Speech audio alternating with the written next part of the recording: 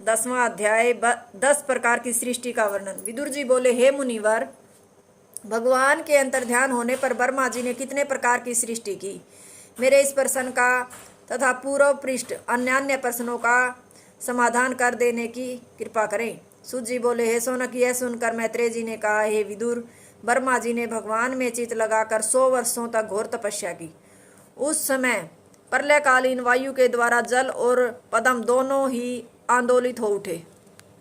ब्रह्मा जी ने तपस्या और विद्या के प्रभाव से जल सहित उस वायु को पी लिया। तब आकाश व्यापी उस कमल से 14 लोकों की रचना की। ईश्वर काल के ही द्वारा इस विश्व की सृष्टि करते हैं। यह सृष्टि जैसी इस समय है वैसी पहले भी थी और बाद में भी रहेगी।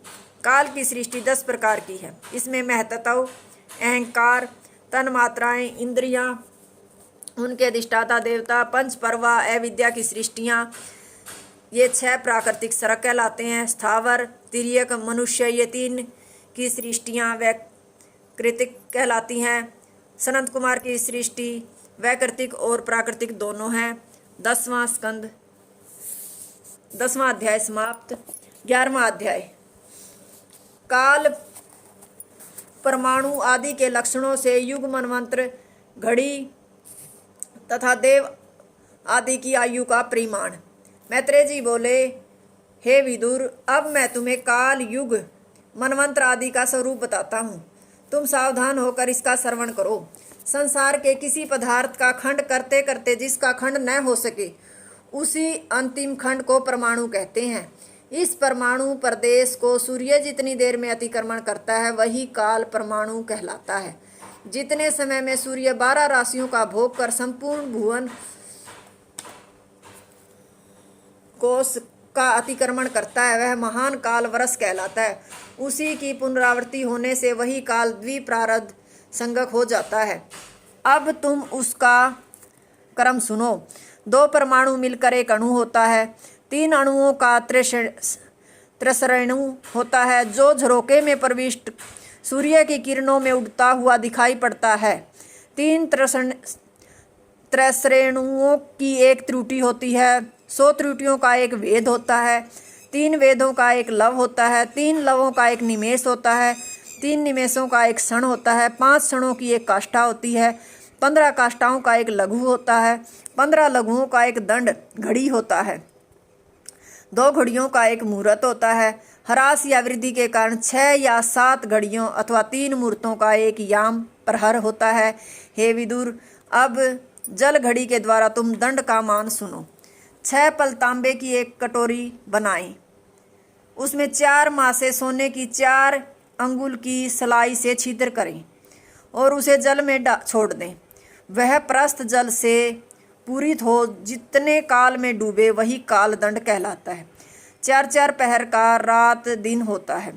पर 15 दिनों का एक पक्ष, 2 पक्षों का एक मास, 2 मासों की एक ऋतु होती है। 6 मास का अयन होता है। अयन 2 होते हैं, उत्तरायण और दक्षिणायन। 2 अयन या 12 मासों का एक वर्ष होता है। जिस वर्ष में सौर और चंद्रमास की एक प्रवृत्ति होती है, वह वर्ष संवत्सर कहलाता है। इसके आगे प्रिवत्सर, इडावत्सर, अनुवत्सर और वत्सर, ये वर्ष के 5 भेद होते हैं। अपने अपने मान से देव, पितर, मनुष्य आदि सब की आयु 100 वर्ष की होती है। सतयुग, त्रेता, द्वापर और कलयुग, ये 4 युग हैं। दिव्यमान से सतयुग का मान 8700 वर्ष, त्रेता का मान 3620 वर्ष, द्वापर का मान 2400 वर्ष तथा कलयुग का मान 1200 वर्ष का है। युग के आदि में संध्या होती है और अंत में अंश होते हैं। संध्या और संध्या अंश का काल 100 वर्ष का है, उसको युग कहते हैं। त्रिलोकी से बाहर महरलोक से ब्रह्मलोक तक सहस्त्र चतुर्युग का एक दिन होता है। ब्रह्मा जी के इसी एक दिन को कल्प कहते हैं। एक कल्प में 14 मनु राज्य करते हैं। एक मनु का राज्य युगों की कुछ अधिक 71 चौकड़ी होता है। मनु का राज्यकाल मनवंतर कहलाता है। उसमें मनु, मनुपुत्र, ऋषि, देवता, इंद्र और भगवान का अंश अवतार ये होते हैं।